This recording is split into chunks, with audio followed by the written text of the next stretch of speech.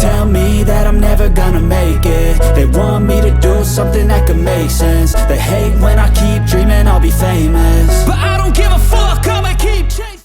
Assalamualaikum warahmatullahi wabarakatuh. Salam sejahtera untuk kita semua. Saat ini saya berada di SMK Sejahtera Jakarta Utara dan akan ada talk show yang terkait dengan mewujudkan sekolah aman, nyaman, dan menyenangkan stop bullying. Nah, seperti apa keseruannya?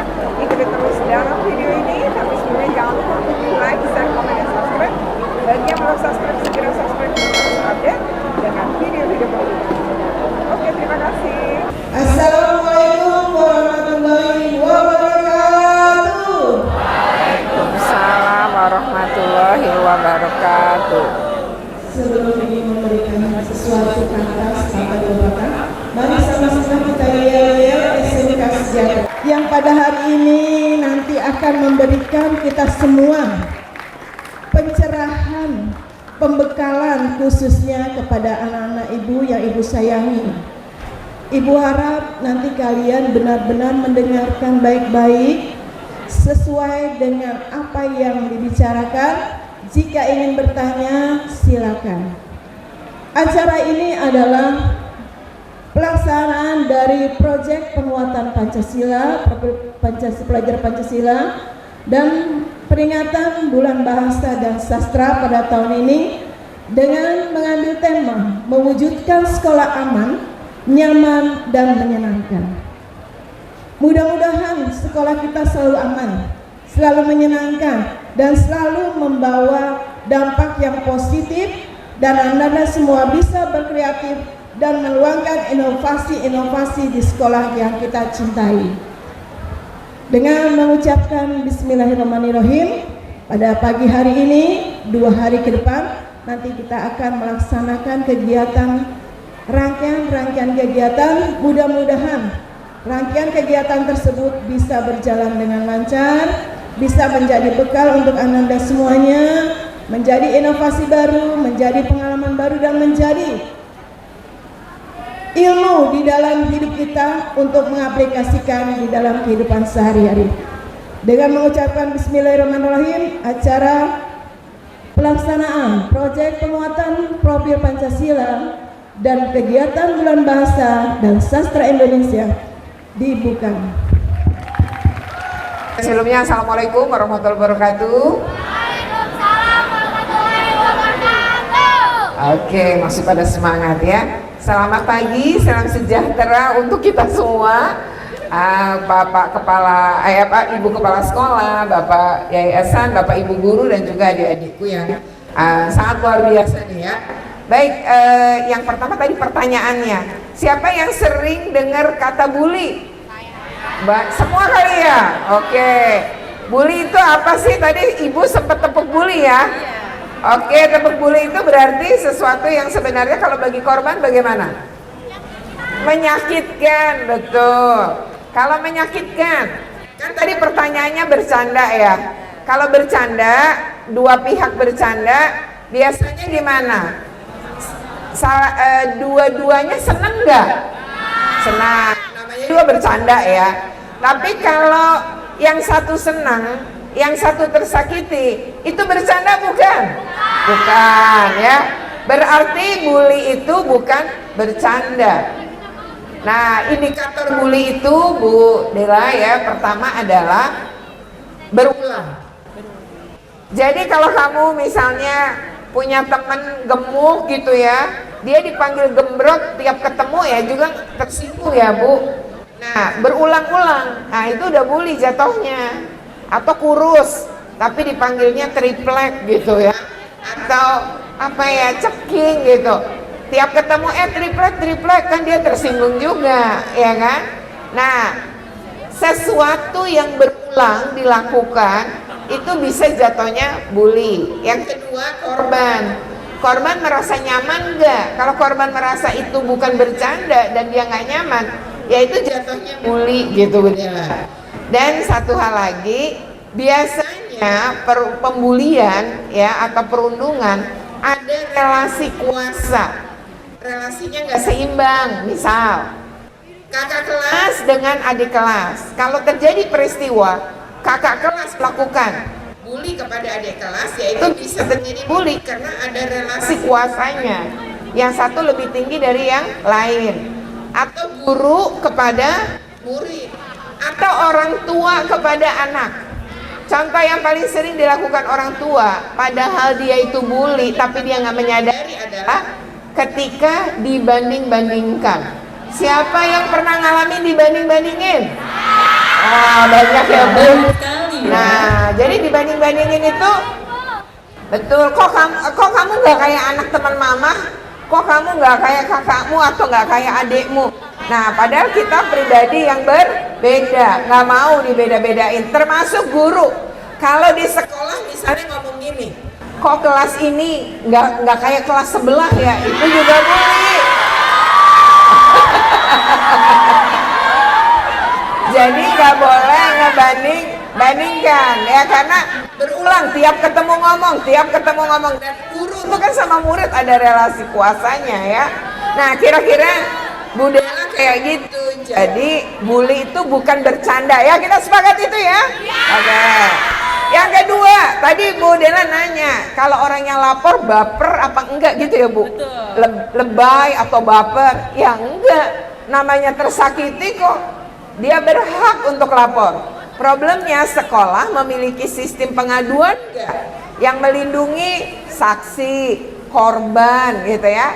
Kalau punya, maka kamu boleh mengadu. Dan sebaiknya pengaduan tidak hanya ruangan, karena nanti si pembuli ngelihat kamu masuk ruangan.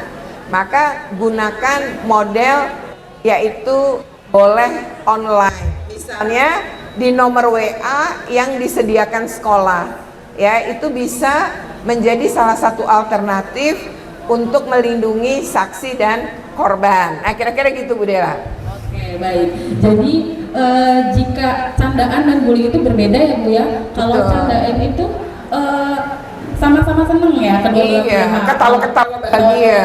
Jadi kalau sedangkan bully salah satunya tersakiti. Betul. Yang satu ketawa-ketawa. Yang satunya ketawa. Jadi candaan dan bullying itu sangat berbeda. Perlu perhatikan teman-teman ya. Jadi kalau temannya tidak suka atau temannya sedih, itu berarti namanya bully ya Bu ya? Iya, bully, betul. Gitu. Jadi ini bisa dipahami. Bisa. Oke. Untuk pertanyaan kedua ya Bu ya. Apa sih perundungan dan apa saja bentuk-bentuk perundungan? Nah, sekarang itu ada yang namanya Permendikbud nomor 46 tahun 2023. Permendikbud ini tentang pencegahan dan penanganan kekerasan di satuan pendidikan. Nah, di dalam Permendikbud ini pasal 6 itu menyebut definisi kekerasan. Nah, di sekolah itu ada 6 jenis kekerasan yang bisa terjadi. Yang pertama adalah pembulian, tadi disebut perundungan. Kemudian ada kekerasan fisik. Nah, bedanya apa nih kekerasan fisik dengan perundungan? Kekerasan fisik itu misalnya perkelahian, tawuran, itu kategorinya kekerasan fisik. Atau guru memukul anak, itu bentuk kekerasan fisik. Tapi kalau perundungan adalah yang biasa dilakukan sesama anak. Misal penganiayaan. Ingat nggak video viral Cilacap? Ingat ya, dimana itu ada geng ya, geng di sekolah masih SMP loh ya. Nah, itu kumpulan anak-anak, anggota cuma 30 orang, tapi itu kumpulan anak-anak yang mengalami kekerasan dalam pengasuhan. Jadi kalau salah dipukul, dimaki, dicaci gitu ya, dalam proses pengasuhan dari kecil sampai dia besar. Kemudian ini berkumpul dengan bentuk-bentuk kekerasan yang mereka alami tapi nggak disembuhin. Akhirnya mereka bisa melakukan kekerasan bahkan pada level yang cukup sadis gitu ya. Nah, jadi pertama tadi kekerasan fisik. Perundungan itu berbeda dengan kekerasan fisik. Meskipun dalam perundungan, misalnya seorang anak menganiaya seperti kasus di dalam video itu, 1 lawan 1 menganiaya atau sekelompok anak menganiaya satu korban, itu namanya perundungan kategorinya. Nah, karena ada relasi kuasa di mana si kelompok ini lebih kuat gitu dibanding korban. Lalu ada kekerasan psikis. Kekerasan psikis itu dari verbal. Misalnya ya, guru kemudian memberikan pernyataan gitu di depan kelas ya, tetapi menyakiti anak itu. Ya, itu disebut dengan psikis. Atau ada teman kamu gitu ya, dia menghina kamu gitu. Misalnya anak apa ya, ada beberapa kasus nih, dia anak tukang bubur, anak tambal ban, lalu diledek-ledek tuh. Nah, itu adalah bisa jadi dia verbal ya, tapi bisa terkena psikis. Lalu yang berikutnya kekerasan seksual. Kekerasan seksual ini terjadi dan ada banyak kasus di sekolah. Jadi kamu hati-hati gitu ya, kekerasan seksual pun bisa terjadi di lingkungan sekolah. Kemudian yang berikutnya lagi adalah kekerasan yang maksudnya aturan atau kebijakan sekolah tapi mengandung kekerasan gitu ya. Jadi kira-kira bentuk-bentuknya sih seperti itu ya. Ada kekerasan verbal yang mengarah ke psikis, ada kekerasan fisik, dan ada yang kita sebut dengan perundungan tadi ya, dekat dengan kekerasan fisik. Tapi satu lagi adalah kekerasan seksual gitu. Itu Bu yang bentuk-bentuknya. Baik, lalu untuk selanjutnya Bu, perundungan tidak hanya terjadi di dunia nyata ya Bu ya, tetapi juga di dunia maya. Nah, lalu apa saja nih tindakan yang merupakan cyberbully tersebut? Oke, pernah dengar ya cyberbully ya? Oke, siapa yang punya media sosial? Oh, semua. Nah, siapa yang pernah ngalami bully gitu di media sosial? Pernah nggak? Misal kamu foto selfie nih ya, terus kan karena efek kamera sebelahnya belang, terus diledek-ledek gitu, atau bentuk-bentuk lain. Nah, jadi kekerasan di dunia maya itu juga kerap terjadi. Dampaknya ya Bu Dela, dibanding dunia nyata. Kalau di dunia nyata atau luring, kekerasan itu mungkin kalau di kelas yang tahu teman sekelas. Kalau di dunia maya yang tahu semua orang yang mengakses media sosialmu bisa tahu. Nah, biasanya dampaknya jauh lebih berat. Beberapa kasus bahkan bunuh diri karena tidak kuat terhadap pembulian. Biasanya orang kalau mulai terkenal gitu ya, atau dia punya kelebihan, seringkali punya haters. Nah, haters ini kalau nggak kuat-kuat itu bisa membuat bunuh diri. Misalnya nih ya, artis umpamanya Ayu Ting Ting, hatersnya banyak tuh. Nah, tapi ternyata Ayu mampu mengelola. Tapi ada artis Korea Selatan, usianya sama dengan Ayu Ting Ting, tapi dia nggak kuat mengelola haters. Karena kita tidak bisa di dunia ini semua orang suka sama kita kan? Nah, betul kan? Nah, ketika dia nggak suka sama kita, lalu media sosial kita menjadi tempat penyerangan, ya apalagi kalau kita orang terkenal gitu ya, kayak artis-artis ini, ya mau nggak mau akan punya haters. Nah, orang dewasa aja nggak sanggup, apalagi anak-anak itu. Nah, seperti itu Bu. Jadi cyberbully ini sering dilakukan oleh sesama anak. Tapi yang paling membahayakan lagi adalah kamu jangan curhat di media sosial dengan kegalauan, nanti ditangkap predator anak, maka banyak sekali kasus-kasus kemudian anak-anak ini mengalami kekerasan seksual di dunia maya dengan cara pertama pacaran dulu secara online, padahal kamu nggak pernah ketemu. Lalu nanti yang bersangkutan ini biasa kita tuker-tukeran foto yuk. Pertama bajunya lengkap, lama-lama minta atasnya nggak pakai jilbab dong, lama-lama minta nggak usah pakai baju yang atas, lama-lama minta foto bugil. Begitu itu udah kekirim, selanjutnya dia akan mulai melakukan penyerangan dengan ancaman. Ini kita mau sebarin, saya mau sebarin kalau kamu tidak mengikuti yang diminta. Yang diminta apa? Yang bersangkutan suruh bikin video porno dengan mengikuti video yang sudah dikirimkan. Nanti lalu si korban ini harus ngikutin. Korban umumnya diam karena merasa terjebak, merasa malu, memilih diam, akhirnya dia menyakiti dirinya sendiri. Beberapa kasus memutuskan bunuh diri. Nah, kita nggak mau nih remaja-remaja kayak kalian mengalami hal seperti itu. Beberapa kasus ketemu darat, kemudian disekap, diperkosa, direkam, nanti kalau kamu boleh pulang, cuma rekamannya ini jadi ancaman. Nah, ini kan membahayakan ya. Jadi hati-hati dengan orang asing di dunia maya gitu. Betul, jadi semua teman-teman hati-hati ya. Jangan pernah kenalan sama sembarang laki-laki. Iya, di dunia maya. Karena kan berdampak sangat Laki-laki maupun perempuan. Oke. Baik Bu.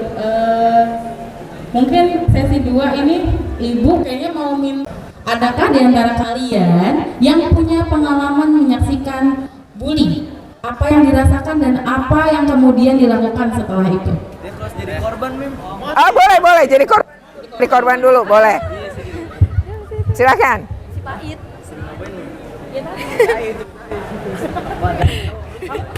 Kapan peristiwanya, kapan?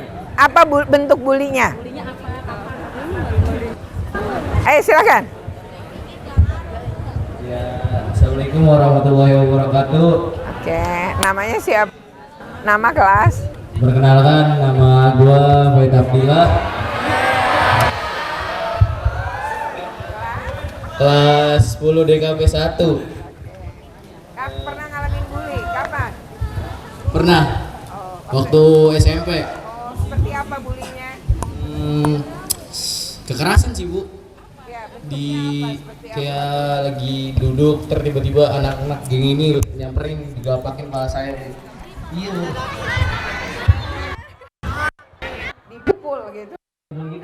Nah, Terus apa yang kamu lakukan pada saat itu? ngapain bisa balas lah, Bu. Kamu balas? Iya, Bu.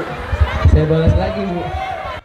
Kamu balas semua anak-anak itu? Satu orang doang, Bu. Oh, terus apa yang terjadi? Ya udah, dia langsung minta maaf, Bu. Oh, gitu. Dia langsung minta maaf. Yang rame-rame itu langsung minta maaf. Satu orang doang, Bu. Satu orang kan yang lainnya kan pada pergi, Bu. Jadi satu orang doang yang suka sama saya, Bu. Pada SMP. Oh, gitu. Sekarang anak itu enggak satu SMK sama kamu sekarang? Oke. Nah, waktu itu kali kejadiannya cuma sekali. Kalau dibilang sekali sih enggak, Bu, berkali-kali, Bu. Soalnya tiap hari kayak jadi korban, Bu. Cuman kayak ya palingan dikata-katain doang, Bu, Dikata-katain apa? Iya. Di ini, Bu, pokoknya dikata-katain lah, dibully di sosmed gitu, Bu. Kayak disindir. Oh, oke.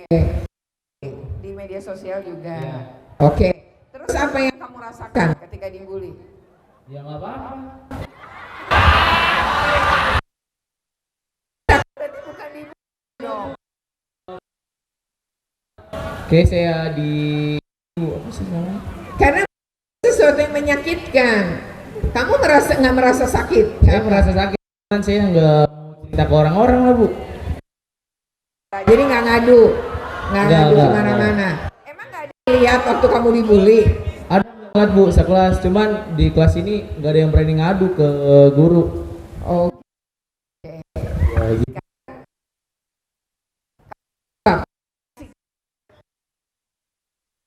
Saya juga korban bully. korban.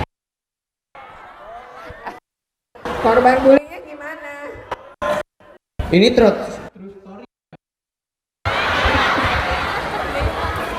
Terus? Jadi itu saya SD pernah ada teman saya yang gendut gitu, Bu, gede badannya. Oke. Nah, karena dia badannya lebih besar dari saya, dia sering ngebully saya, Bu. Jadi lebih ke Bullynya kayak gimana? Kata-kata. fisik sama kata-kata, Bu. Kalau fisik diapain? Kalau fisik saya jadi kayak dipiting gitu, habis itu mulut saya itu kayak kadang-kadang diludahin gitu, Bu. Oh, oke. Itu SD ya? SD. Terus kalau tadi kata-kata apa yang dikata-katain? Kata-kata yaitu badannya bukan, badannya kecil. Oh, kamu dulu kecil badannya? Iya, badannya Kalau kecil. sekarang enggak kan? Masih lebih kecil lagi. Nah, terus waktu kamu mengalami tadi dipiting di apa? Kamu ngomong sama siapa? Ngadu sama siapa? Saya tidak pernah ngomong, Bu. Ke orang tua juga nggak pernah? Nggak pernah, Bu. Ke guru juga nggak pernah? Kalau ke guru malah temen yang ngebantu, Bu. Bilang, Jadi, oh ngasih tahu. iya, ngasih tahu langsung ke gurunya, Bu. Oke. Jadi saya nggak berani. Terus kamu perasaan kamu apa ketika ngalamin dipiting di apa itu? Kamu perasaannya apa? Perasaan saya Ya sedih sih Bu. Takut sekolah enggak? Kalau takut sekolah enggak Bu, ngapain banget kan Bu? Saya bisa ngina dia Bu aslinya, bilang gendut atau apa gitu Bu. Tapi kan Kamu saya ngatain dia juga. enggak Bu, saya kan berhati mulia ya guys. Sabar, sabar. Jadi saya enggak ngatain dia Bu, enggak ngatain. Terus nggak ngatain dia, kok kamu tiba-tiba dipiting? Ya namanya juga bully Bu. Jadi dia Pakai penyebab kan? Pasti ada penyebab. Kenapa nggak ada, Bu. dia Nggak tanpa ada. sebab? Tanpa sebab. Emang dia tuh jahil Bu orang.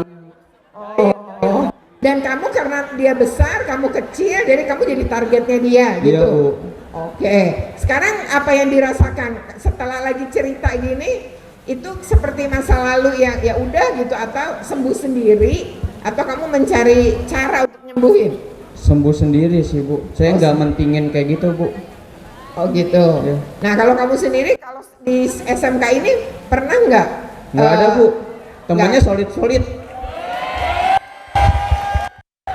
Saya bangga di sejahtera. Hidup sejahtera. Oke, sekarang yang cewek Bu, ayo kita tanya. Makasih. Oke baik, terima kasih sama udah Faid. Pertanyaannya sama. Pertanyaannya sama. Di sini aja tetap. Pertanyaannya sama nih. Tadi kamu pernah nggak jadi apa namanya korban ya? Atau kamu menyaksikan? Pernah jadi korban atau kamu menyaksikan pembulian? Atau kamu jadi pembuli kan? Atau kamu sendiri yang jadi pelaku? Assalamualaikum warahmatullahi wabarakatuh. Waalaikumsalam warahmatullahi wabarakatuh. Silakan. Jadi sebelumnya perkenalkan nama saya Rana Syoki Salim, tapi biasanya dipanggilnya Ranas. Nah kalau untuk masalah jadi korban atau jadi pelakunya, Ranas gak pernah.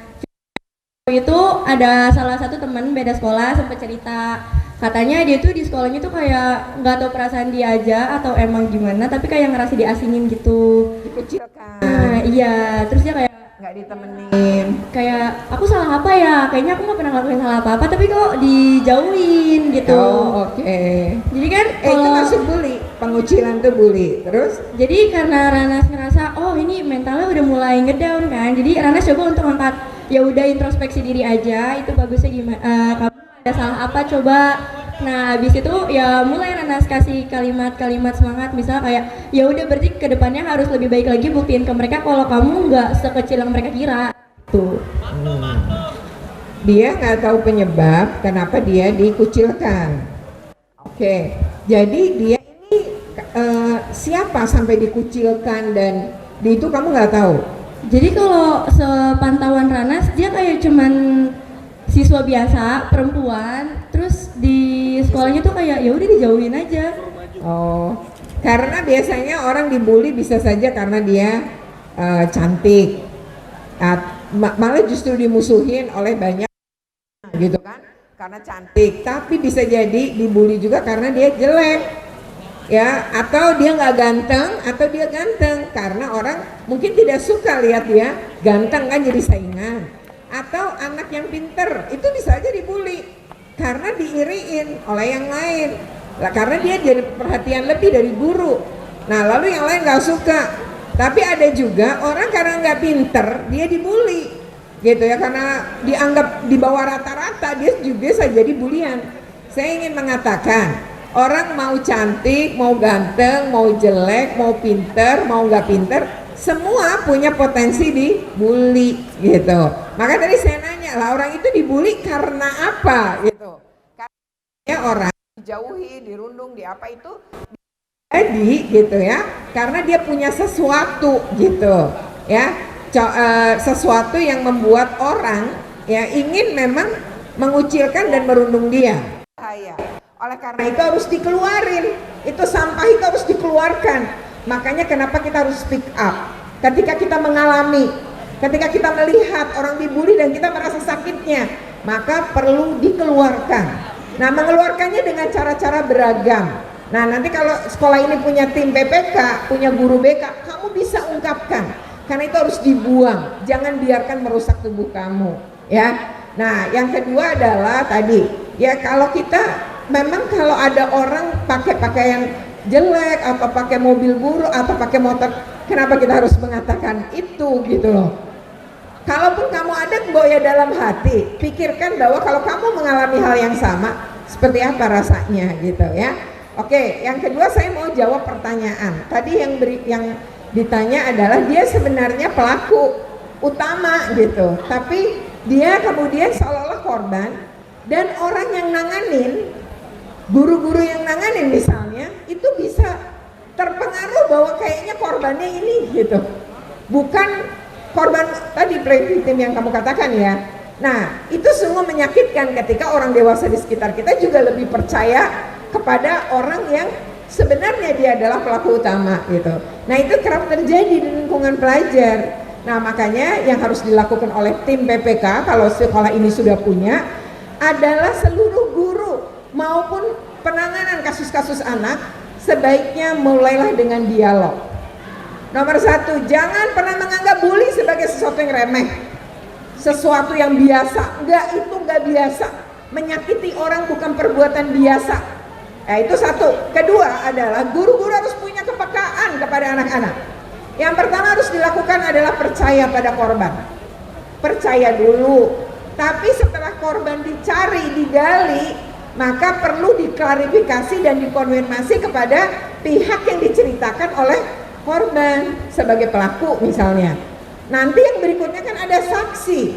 Periksa saksi untuk meyakinkan, kok ini beda cerita ya antara korban sama pelaku.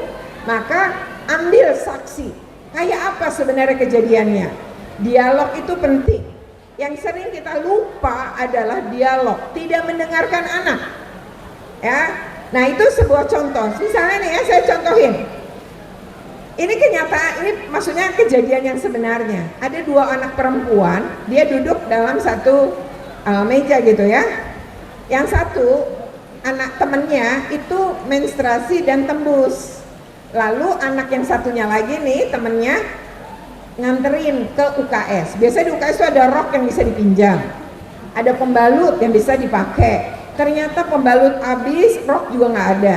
Akhirnya berdua sepakat, ya udah kamu ke kamar mandi bersihin, saya belikan pembalut di kantin. Kan otomatis ada proses panjang ya, padahal pelajaran sudah dimulai. Nah, pada saat itu anak ini kemudian berdua udah karena harus bersihin bekas darah itu agak lama prosesnya.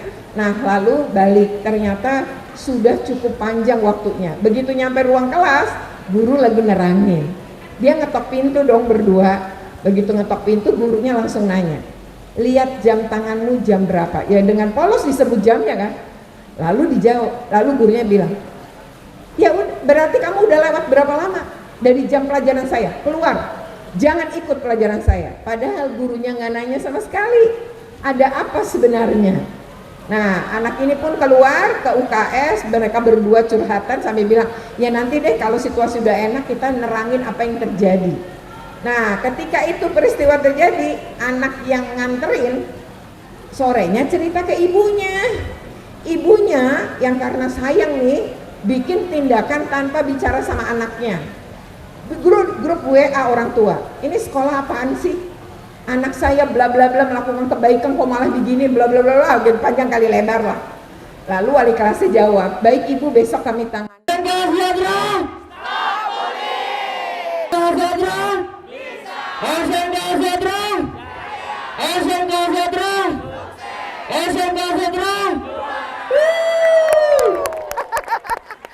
Sejahtera nih lagi bikin petisi stop bullying ya, kesepakatan ini. Deklarasi nih saya tanda tangan. Iya, semoga stop bullying. Semoga stop bullying ya. Oke.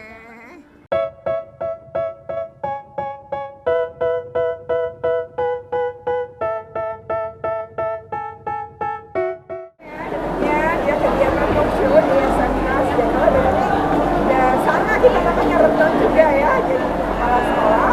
Dia tadi seru banget.